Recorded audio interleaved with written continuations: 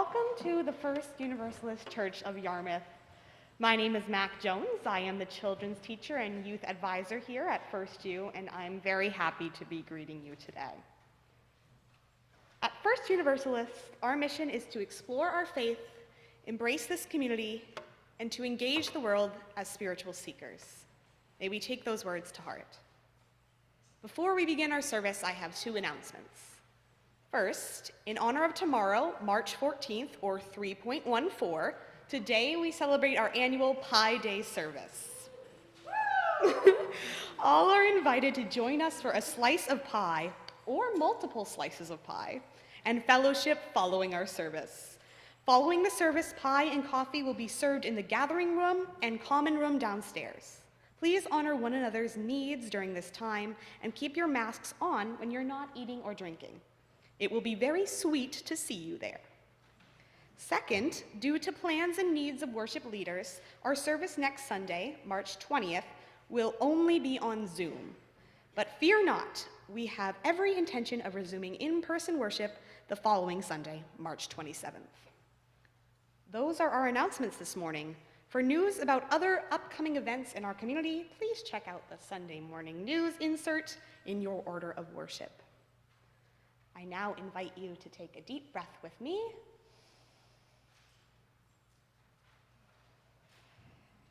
As we settle into this time together, our music director, Sam Chandler, will now lead us into worship.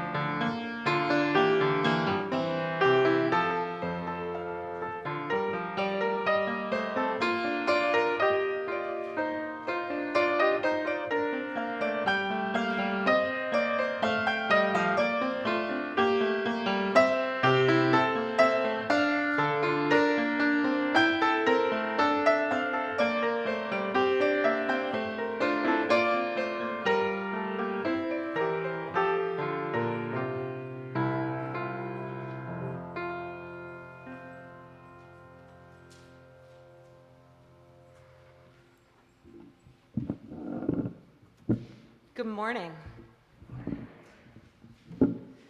How are you? Perfect.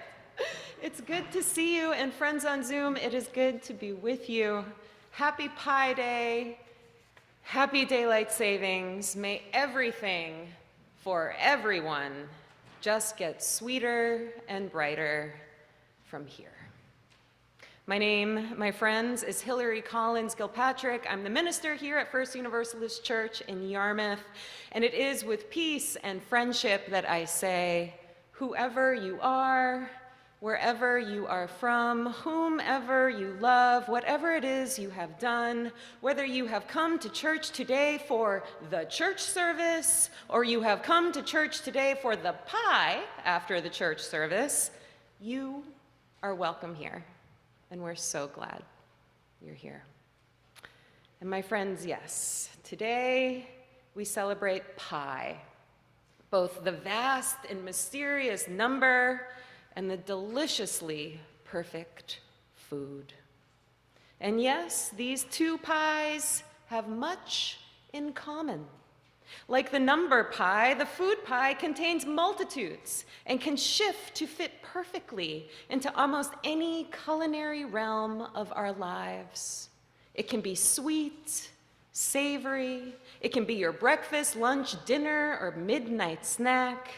You can have it with ice cream, with cheese, with crust, without crust. You can cut it in eighths and sixths and halves and weird shapes. You can keep it whole. The variations and applications of pie are endless. And how miraculous these pies are. What a gift it is to be alive so we can appreciate them. And honestly, without pie, the number, we might not even be alive, right? At least not in this current state. And hey, let's face it, we might not be alive in this current state without pie, the food, either, right? Actually, I don't think we would have pie, the food, without pie, the number. Would we? No. At any rate, today Sam, Mac, and I offer you a service in celebration of math and science, and of pie. Our opening words this morning are by the folk singer, songwriter, and lifelong champion of peace, justice, and human decency, Ani DeFranco. Someone just said yes, and I'm really glad they did. I share the opening verses of Ani's beautiful song, The Atom. She sings, "The glory of the atom begs a reverent word, the primary design of the whole universe. Yeah, let us sing its praises, let us bow our heads in prayer at the magnificent consciousness incarnate there. The smallest unit of matter with its orbiting electrons, echoing off the solar system like a hawk in the hills at dawn. The smallest unit of matter, uniting bird and rock and tree, and you and me." Good morning, my friends. It's good to be with you, united here in our anatomical states and our peaceful and friendly hearts and minds. Won't you lift your voice with mine now and join me in reading together our Unison Affirmation. We are united in seeking to increase love with justice and to constitute a free church open to all people, mindful of our past and drawing upon modern knowledge. We respond to the spiritual needs of persons and are devoted to the common good in community, nation, and world. We cherish the integrity of each individual and search for truth with reason as our guide. We respect differences of opinion and strive to be a democratic community. We are concerned with this world and open to the future.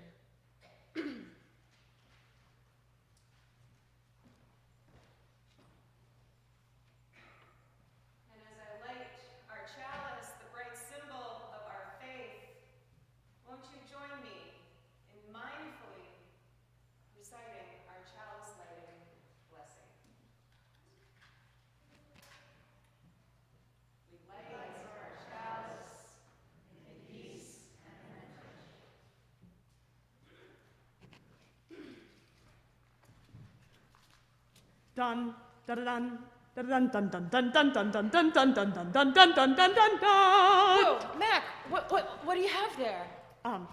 I have a pie. Whoa, that pie, I mean, I can't really see it, but No, trust me. It's amazing. I mean, I know the chef, and she's pretty good. Oh, well, okay. Well, welcome to your first Pie Day at First Universalist Mac. Do you know what we celebrate on Pie Day? Yeah, I do. Apple, blueberry, coconut cream, warm, yummy crust, and ice cream. Yeah. Well, you're right that we do celebrate the occasion of pie with pie.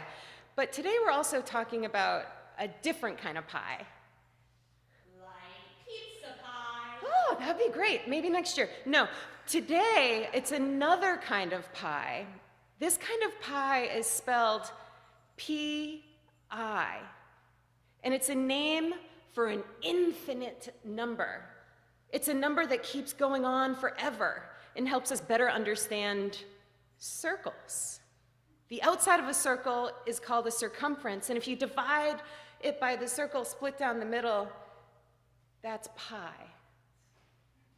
That is a lot of information about pi, Hillary, and a lot of big words. I was never really good at math. Me neither. Somebody else wrote that script. I wouldn't have been able to write that. But I'll be honest, Mac, me neither. I'm not very good at math either. But even if we aren't good at math, we as a community can appreciate the fact that math has led us as human beings to understand really powerful things, like shapes, outer space, and geography, to name just a few. But I know someone who loves math who can tell us more. And, oh, he's actually right behind you, Mac. Hey, Mr. Dragon. What's up? Are you filling in for Gwen? You better believe it. I was born for this. I love math. You may not even notice it, but math is everywhere. For example, Matt, what was in that beautiful pie you have there? Okay, let me think. I think it was like a tablespoon of vanilla and like half a cup of sugar, 2 cups of blueberries. All those measurements are math. And Matt, what shape was the pie? A circle.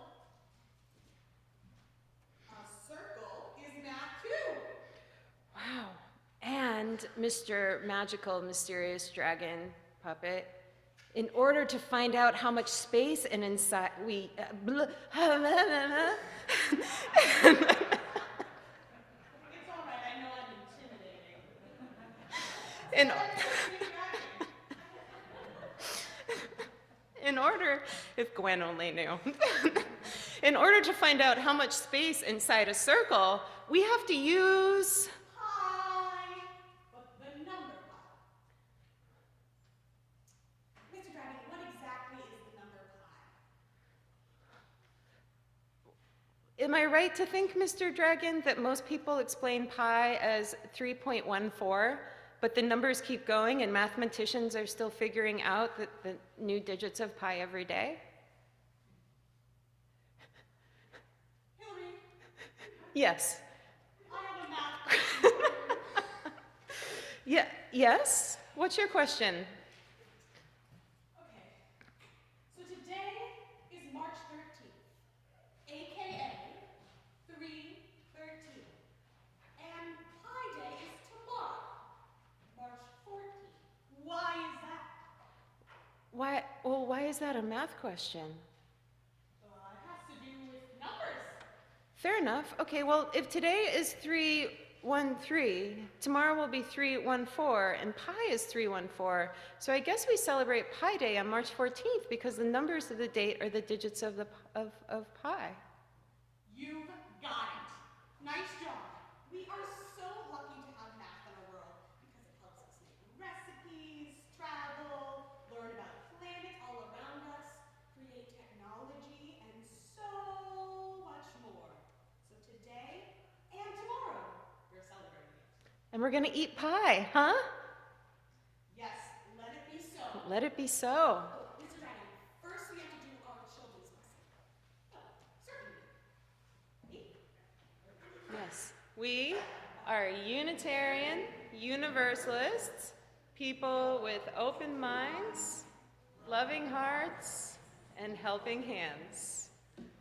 Thanks. Have fun with the kiddos. Are you bringing, is Mr. Dragon going too? Are you guys going to eat that pie? All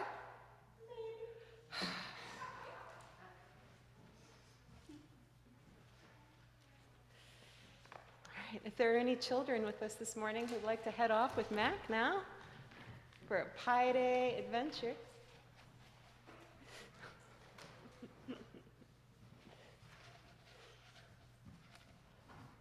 See you later. Have a good day. Don't eat all the pie.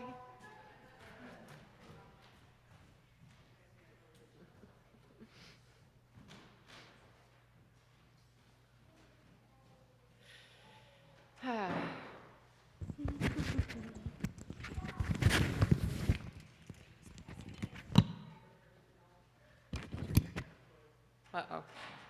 Mac, turn your microphone off.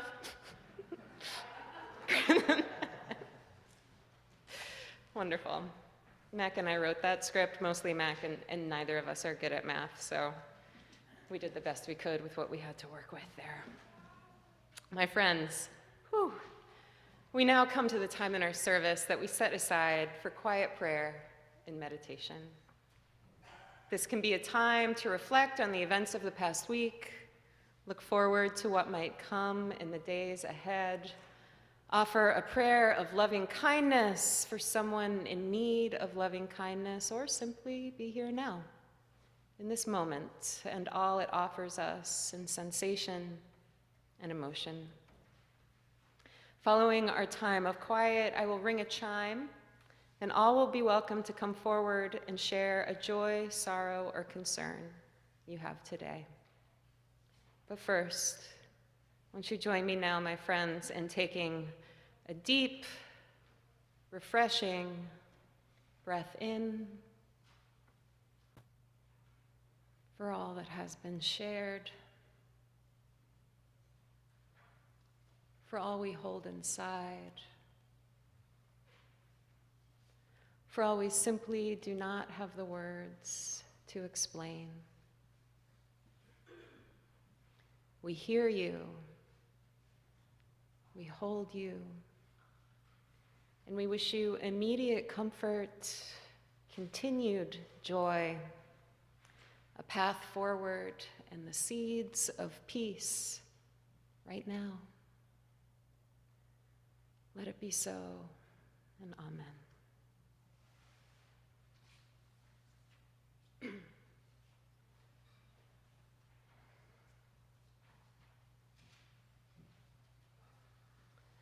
Friends, it goes without saying that the violence in Ukraine has surfaced many questions for all of us. And a big question on my mind while watching the devastating footage of people fleeing battle sites, holding their children and their elderly, carrying their cats and dogs, clutching small, important belongings. My question is, how do we welcome refugees? How do we welcome others? Welcome people? What shift is needed for us to welcome the stranger, or rather, not the stranger? Our fellow living, feeling brothers, sisters, gender non-conforming siblings who need respite, hospitality, shelter, warmth, and home. Here at First U, we've engaged in a paradigm shift over the past year wherein we've used all the money we've raised from fundraisers to welcome refugees and welcome those recovering from violence and the threat of violence. This past year, we've given the thousands of dollars we've made from farm suppers and our holiday fair to the Wabanaki and New Manor garden projects, and this week we will donate a large sum of money to the Katarzana Fund, a program that provides financial support to help cover the cost of legal expenses for asylum seekers in Maine. It's our hope to continue to welcome refugees and asylum seekers by way of such financial support. However, in this time, as so many of us feel helpless in relieving the pain we see in Ukraine and all over the world, I encourage you to hold at the forefront of your mind an intention to welcome those in need of welcoming. Suffering abounds in this world. And though we often look at it in pictures of far away places, more often than not, suffering also exists right in front of us. So please join me today and all days in practicing welcome towards all who need respite, no matter their accent, skin color, appearance, gender, sexuality, or beliefs. Practice welcome so much that it becomes natural, so that welcome becomes a way of life. Our offering this morning will be given to Caritas Ukraine. In response to Putin's invasion of Ukraine, we're continuing to give our half plate to Caritas. They're already on the ground and in action, providing humanitarian assistance, such as sleeping bags, medical kits, fuel, candles, and warm clothing. Caritas Ukraine is also on standby to help local government officials carry out an evacuation plan when called upon. Let us be agents of action in the world, guided by compassion, guided by welcome. Please be generous if you can today. For those in the sanctuary this morning, we're once again passing our offering plate to one another. And for those gathered on Zoom, you're invited to make your offering using the donate button in the order of worship. By clicking this link, you'll be taken to GiveButter, a virtual giving site that accepts a card number, PayPal, Venmo, and Venmo accounts. You may also make your offering by dropping a check in the mail or using your bank's free bill pay feature. My friends, our offering has now been requested and will be gratefully received. Thank you. Thanks, Sam. I'll always be grateful to work with a music director who will play Kate Bush in a worship service. Thank you. Okay, Pi Day sermon. Our reading this morning comes from this book entitled Shape: The Hidden Geometry of Information, Biology, Strategy, Democracy, and Everything Else. It's by Jordan Ellenberg, a professor of mathematics at the University of Wisconsin-Madison. He writes, "A really important and in some ways underpublicized fact about math is that math is very hard. We sometimes conceal this fact from our students with the idea that we're doing them a service. It's just the opposite. When we say the lesson at hand is easy or simple, and it manifestly isn't, we are telling the student that the difficulty isn't with the mathematics, it's with them. And they will believe us. Students, for better or worse, trust their teachers. If I didn't get this and it was easy, they'll say, why bother trying to understand something hard? Our students are afraid to ask questions in class because they're afraid of looking stupid. If we were honest about how difficult and deep mathematics is, even the mathematics that appears in a high school geometry classroom, this surely would be less of a problem. We could move toward a classroom where asking a question meant not looking stupid, but looking like someone who came here to learn something."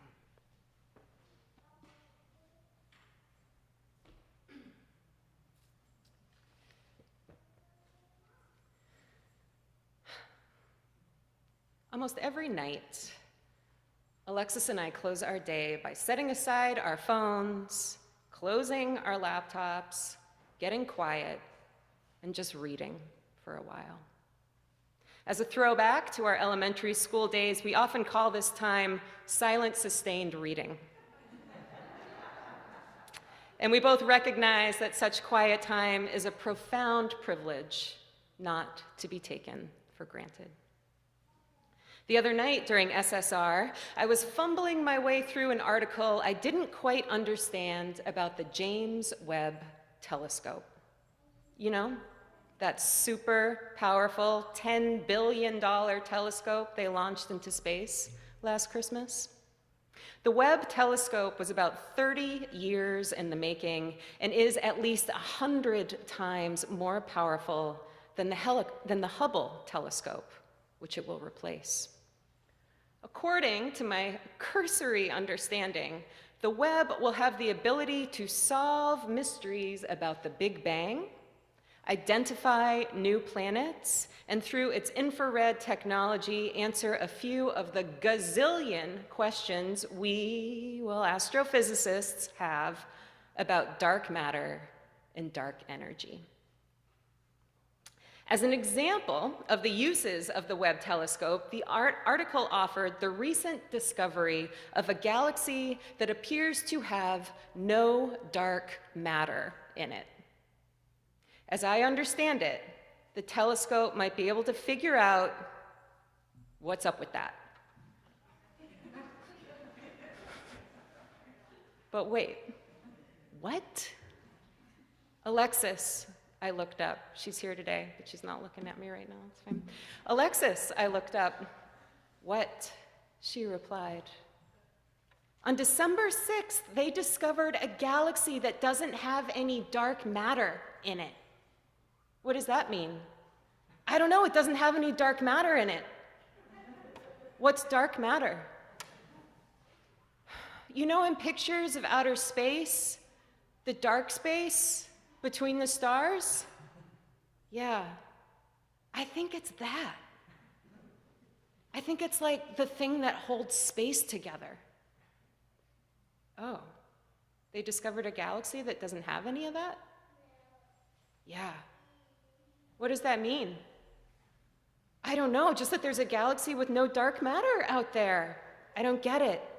No one does. That's amazing. Yeah. Being that we both have advanced degrees in religion and philosophy, a long existential pause then transpired between us. And we returned to the pages of our chosen reading material for the night. And such long existential pauses are generally where my mathematical, quantum mechanical, and astrophysical deep dives end. However, for whatever reason, that galaxy without any dark matter, which we, astrophysicists, have named AGC 114905, has stayed on my mind. I knew I did not have the smarts to understand it, but I really wanted to try. And my friends, when your curiosity asks, you must answer it, or at least try to answer it. So over the course of the past week or so, I took an unexpected deep dive into the mechanics and mysteries of dark matter and dark energy. Has this been the best use of my time? I mean, it occurred the week before my annual Mathematical Pi Day sermon, so maybe. And hey, it's daylight savings, and we're talking light years, black holes, and particles of dark energy that can bend gravity. So I ask you, what is time? Though what I now know about dark matter is scarcely more than what I knew a week ago, what I can tell you is that dark matter is something that isn't made of stars, gas, dust, or normal matter. Dark matter and dark energy do weird things with light and gravity that kind of like create a fabric in the universe by pushing and pulling things apart. And with their dark powers combined, dark matter and dark energy comprise about 95% of the universe, with the normal matter we're used to here on Earth comprising only about 5-ish% of the universe. Clear as mud? Or clear as the non-substance of dark matter that is invisible and moves in mysterious ways? Don't worry. I do not get it either. And if you do get it, please find me during Pi time and explain all of this to me. I cannot get this galaxy with no dark matter out of my head. Dark matter is the thing that pulls galaxies together. How could there be a galaxy without it? At any rate, if you don't get it, that's okay. And actually, the way I see it, that's the point. Now, I don't know about you, but I tend to shy away from math and science for multiple reasons. I often feel like there's not a lot of wiggle room in those fields to craft your own ideas, be creative, go out of the box, and honor, praise, and accept the mysterious, unknowable. And if you're like me and have never been able to grasp the basic theorems and methods of math and science, like how sine and cosine work, what protons, neutrons, and electrons do, how light refracts, why pi does what it does, the makeup of a molecule, basic arithmetic, then, well, you don't even have an entry point there to see if you can play within the bounds of math and science a bit. However, my journey into the shadowy realms of dark matter, dark energy, and galaxy AGC 114905 this week offered me an approach to math and science that I can believe in. You see, as I read it, when it comes to dark matter and dark energy, the more we know, the more we don't know. As I shared, dark matter and dark energy comprise about 95% of the universe, and we don't know what they are or what they do. That means we don't really understand what the deal is with roughly 95% of the universe. And I use that word roughly there because we don't even have a firm grasp on exactly how much of the universe is composed of dark matter and dark energy.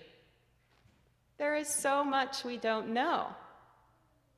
Or, in other words, there are so many possibilities that exist.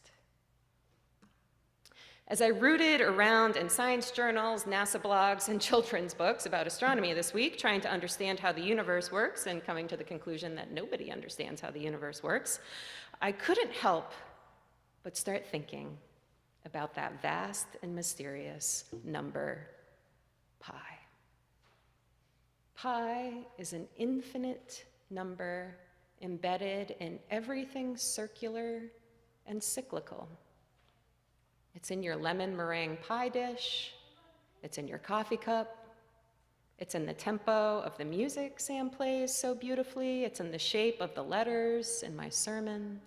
Pi is in the zoomies my dog runs and the figure 8 your cat walks around your legs. Pi is in the current of the blustery wind outside. It was in the snowflakes that fell last night. Pi is in the cells that keep us alive. It's in the atoms that comprise the matter of our earth and the atoms that seem to be absent in dark matter, though pi was used to determine the rough estimates of the amount of dark matter in the universe. Pi is everywhere, and it is a number we do not fully know, and therefore do not fully understand. And so it's a mystery. And the more often we locate pi in our daily life, the more present that mystery is. Like the way some folks understand that mysterious being called God, pi is a unifying feature of the universe, a numerical creator figure. It's a mystery of life that keeps us alive. And dark matter and dark energy also probably do something that enables life on Earth. Who knows? Nobody knows. Though I've been over here feeling claustrophobic in the method and theory-bound confines of math and science for most of my life, this week I learned that more often than not, math and science are founded in the same ideals that fortify my spirit. Ideals of wonder, care, attention, and an unwavering resolve to do the best I can with the knowledge and tools I have to work with. In an interview following the publishing of his book, Is God a Mathematician?, Mario Livio, an astrophysicist who helped design the Hubble telescope, responds to a question about how scientific discoveries have reframed his imagination. He says, "One of the things we do in science is we continuously push further and further into areas we didn't know before. So, for example, until Copernicus, we thought that the Earth was the center of the universe. Then we discovered that the Earth is not even at the center of the solar system. Then we discovered that the solar system is not even at the center of the galaxy. And then Hubble discovered that there are billions of galaxies just like ours in the observable universe. Even though we keep pushing these boundaries, he continues, we somehow always find new mysteries. It's like whenever you think, okay, this is all there is to know, somehow we discover that there is yet something even more mysterious that hides behind all of that. And he concludes, in each of these discoveries, we are made physically smaller. Smaller and smaller, but our minds and our knowledge expand at the same rate that we discover more and more things about the universe.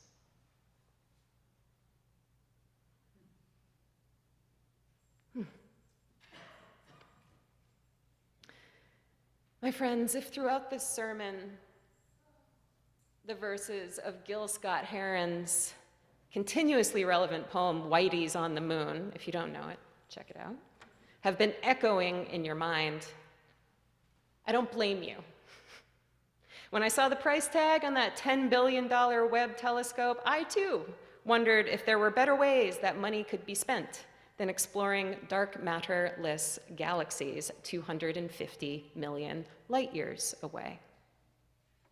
Conceptually speaking, though, the way Mario Livio understands the impact of scientific and mathematical discovery is, I believe, a core principle of what it takes to be a decent human being living in this beautiful, terrible, surviving, dying world right now. The more we learn that everything isn't about us, but rather about a much bigger picture of life, of experience, of gravitational pulls and pushes. And the more we learn about this big picture, the more complex we realize it is. Not knowing is a good thing. Decentering ourselves, not making everything about us, is a good thing. It allows us to get comfortable with uncertainty, expand our minds, and consider and enact new ways of being. As long as there are things we don't know, our imaginations will stay alive. And the possibility for change, for the emergence of new methods and new understandings will continue to exist. And of course, we know humanity. We know that just because possibilities exist, it doesn't mean the imaginations put to work exploring those possibilities will have justice-seeking, welcoming, benevolently curious intentions. But that's why it's so important that folks like you and me, all of us here, folks striving to be decent human beings, keep learning, keep doing, keep imagining, keep showing up and keep exploring what we don't understand, even if it seems hard, even if we don't think we have the skills to understand it. We do. In the final verse of the Atom, Ani DeFranco offers a prayer. She sings, "Let the religious get religion. Let consumers get a clue. Let scientists get perspective. Let the activists get their due. Let industry get a conscience. Let the earth inherit the meek. Let the divinity of nature speak. Yes. Let it. Let it be so.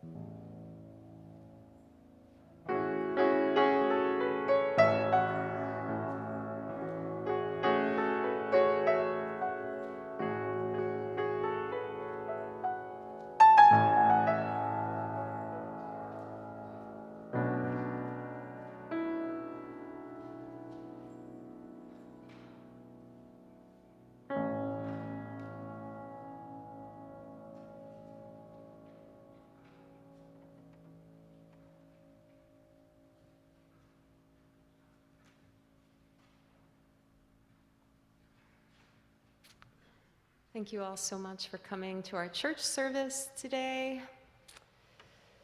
After we say our unison benediction, all are welcome to join us outside for a singing of We Would Be One together. The lyrics are in your order of worship. And from there, if you like, you are welcome to come on inside and have some pie. We will have pie in the common room, pie in the kitchen, pie in the gathering room, it's all over the place. It's like an Easter egg hunt for pie down there.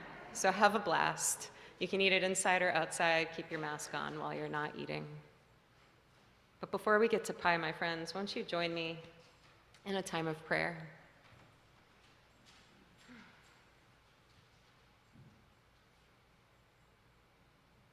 May all beings be free of suffering and the causes of suffering. May we all experience profound joy in the causes of profound joy.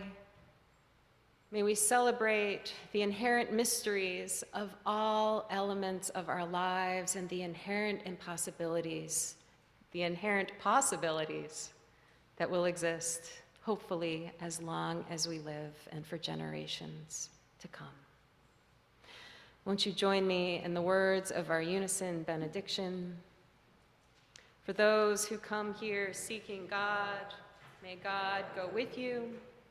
For those who come embracing life, may life return your affection. For those who come to seek a path, may a way be found and the courage to take it step by step. See you outside. This postlude is called the Crab Canon. If you're a music and math nerd simultaneously, you would know of it.